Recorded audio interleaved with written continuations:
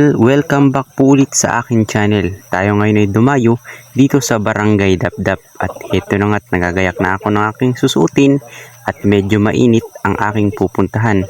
So may naghihintay nga pala doon sa bandang unahan natin kaya tayo nagmamadali at pinas forward ko na ito ng mabilis din. Nag-iingay yung aking asawa dyan, baka marinig yung pinagsasabi. Ay tapos tayo dyan. Ito nga pala yung aking biniling pamblog. Nandun nga pala yan sa aking TikTok shop. Puntahan nyo na lang yun. I-stock nyo na lang. Rick Adventure din yun. Ayan, tara na. So let's go.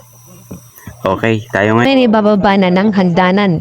Ito nga pala yung kanilang bahay na hagdanan at medyo mataas din at matarik yung pesta ng bahay nila. Ito nga pala ay bahay ng aking biyanan. Ito nga pala yung daan papunta ron sa spot na pupunta natin o doon sa babakawan natin ng putos. Dito lang ito sa harapan ng Barangay Dapdap. At shoutout nga pala sa mga nahagip ng camera. Kaso walang nahagip ng camera, kaya yung tamsi na lang. Ayun, medyo mahaba-haba rin nga palang aking nilakad dito. Ayun, nakikita niya mas may bandang dulo at may nag-iintay na sa ating mga mamamakaw. Ayun. Mahilig talaga kayo mambakaw kahit wala naman kayo na huli. Joke lang. Ayun, shoutout kay Duming. Ito ay isang vlogger din dito sa Barangay Dapdap. Siyempre, medyo nahihiya din sa camera. Ayun, shoutout din kay Bilmar at doon sa kasama niya. At sa mga batang ito, shoutout dito sa Barangay Dapdap. Ayan, shoutout sa mga nagpapahangin dito sa may rest house. Ayun, napakaganda ng ating pupuntahan at babakawan. Ayun, tara na. So, let's go. Medyo mahaba-haba itong akin nilakad. Medyo pinas forward ko na dito. At sobrang ganda nga pala nung babakawang krito. Kasi dito nga pala ang spot dito ay medyo mabatuhan. Doon sa Barangay Buhangin, magkaiba pala ng pistuhan ng isda. Kasi dito sa Barangay Dapdap ay mabatuhan. Kailangan pandukutin, timasin sa ilalim ng bato para makuha ang isda. So, ang dami ko nga rin pala ditong kasama. At puro pa lang ang nakikita. Ayan. Basta ang kilala pa niyo ay si Duming. At si Bilmar. Ayun. Medyo hindi nga yata si ng pasamat na huli. Ayun na yan. Nagarahad kayo papunta ron sa spot na pupuntaan sa putos. Fast forward na yan. Kailangan namin magmadali. At kapag mabagal lang iyong big, baka tayo naman ay full storage. So, dito sa may bandang unhan, tinigil ko na kasi may nakita si Doming na butas ng katang. Dito nga pala ay malimit ang naghuhuli ng katam dito sa Barangay Dapdap. At sobrang naman dito kasi wala nagkakatang. Malimit ang nagkakatang dito sa Barangay Dapdap. Ayon si Kadoming. So may nakita nga pala ditong isang butas ng katang. Ayan. So sundutin niya hindi ko wala ito eh. Basta siya tatsebro. Susundutin itong butas ito dito sa may tapatayan. Swerte naman dito ng mga magkakatang at wala nangangana. Siguro dito ay malalaki na ang katang. Ayan, sa tatsebro. Nakalimutan ang pangalan mo eh. So ayan, sinundot niya. Mahilig ka tayo naman nandut kahit sa maga. At syempre dahil na umulan dyan, hindi tayo nakapag-video ng ayos. So ito na nga pala yung ating huli. Dinukot ko nga lang pala sa ilalim ng bato. Ayan, Bukawin, Balawis, Abay, Manabon. Ayun, dito sa ating naunhan, may papanain tayo dyang isang yapot batuhan. Ayun na yan. Masarap itong gawing ginataan. Ayun. Pakibunot nga. Ayan. Ito nga pa yapot batuhan. Sumal sa may bandang unhan ay isang bukawing or kanuping. Tinamaan. Ayan. Sobrang sarap nito gawing ginataan din. Ayan, good size na rin na may siya. Pang-ulam na rin kahit medyo maliit-liit. Ayan, yung mga kasama natin sa may bandang unahan. Shoutout sa inyo. Ayan, sa batang ito, shoutout. Ayan, medyo tinupot ng tamsi. Ganito nga palang pagtutulog ng tamsi. Kapag wala kayong buya or wala kayo ng tamsi, itali nyo na yung dulo sa sito, sa dulo ng sito. Ayan, dito sa may bandang unahan ay may nakita kang timba. Hinuhuli rin dito ang sahang ginagawang inihaw or bistik. Ayan, dinukot ko na. Mahilig talaga ako mandukot kahit sa araw. Ayun. So wala. Pagka naisan dyan ng gatasan, ay ikaw ay uwi ka agad. Sa may bandaunan, dinukot ulit. Hiling mo tagal na mandukot kahit sa araw, Rico. Ayan, wala na naman. Yan ang napapala ng hilig mandukot. Bastos mo kasi. Ayan, ito nga pala kakauntian lusayan dito at sobrang ganda ng espektada. Kakaunti ang Isurot sa bato. lusayan. Isurot sa bato. Pero mas maganda sana kung marami dito lusayan at maraming papaiwan na balawis. Dito may papanay na free tong isang bukawing. Ayun. Kailangan wahiin para sala. Dito sa may bandang unahan ay may papanain akong isang malikot na bubiw. Kaso nung tumigil, naisip kong banto ka na lang. Kaya, ito ang ginawa ko. Dandaan ko nilapitan.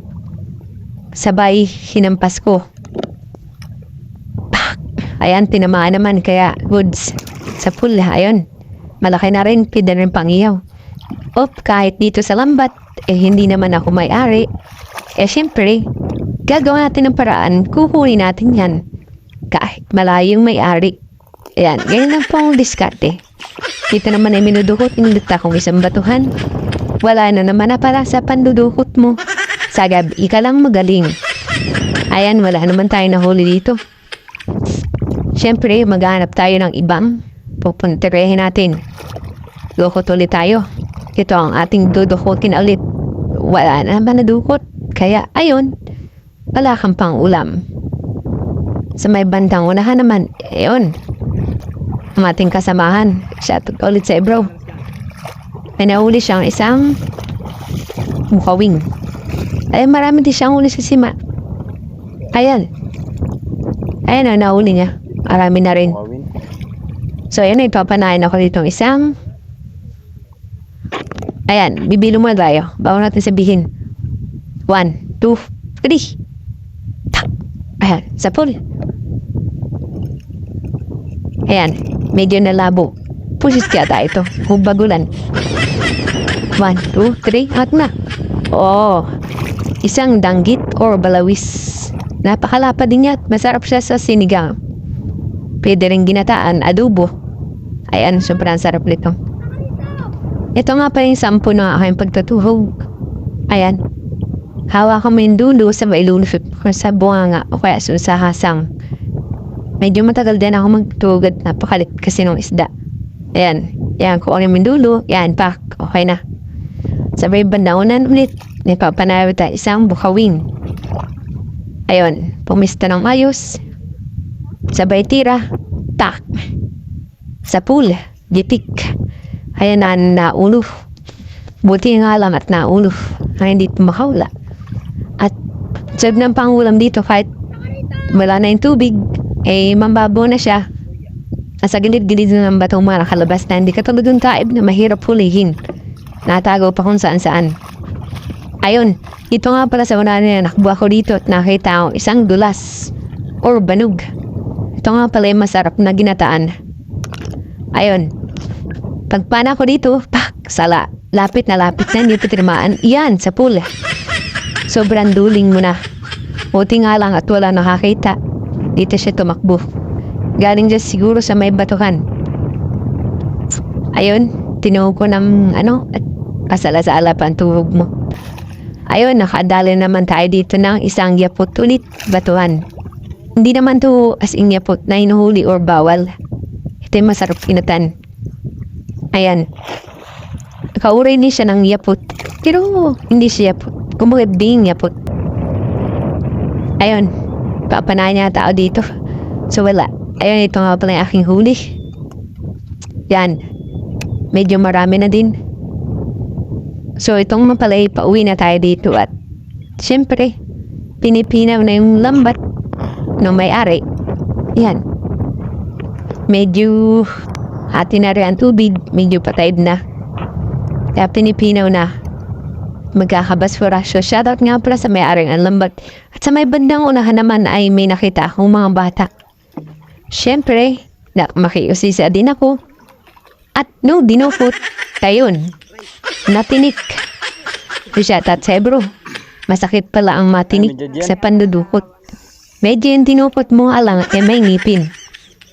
Siyempre, sa klulo, kailangan pukpukin ng bato para makuha yung danggit or balawis. Ayan, ganito ang technique ng panguwi ng isda. Ayan, pukpukin mo ng bato. Ayan, nang makita mo ang ilalim. Ayon. So, hindi pa rin pukpuk ulit. Ayan. So, kahit sa pagtsatsaga, may makukuha kang balawis or danggit. Ayun. Medyo good size na rin to. Medyo malaki na rin. Bakit paano ka? Magayon. Ano? Sa mahala ng konting sipag at konting tiyaga, may pangunang pumadadala sa inyong bahay. Ayan, napad ng balawis. Oh. So, ayan. So, ito na nga pala yung ating huli. Tayo nakauwi na. So, maraming salamat sa mga sumama sa akin sa vlog ko na dapdap. So, ingat kayo palagi.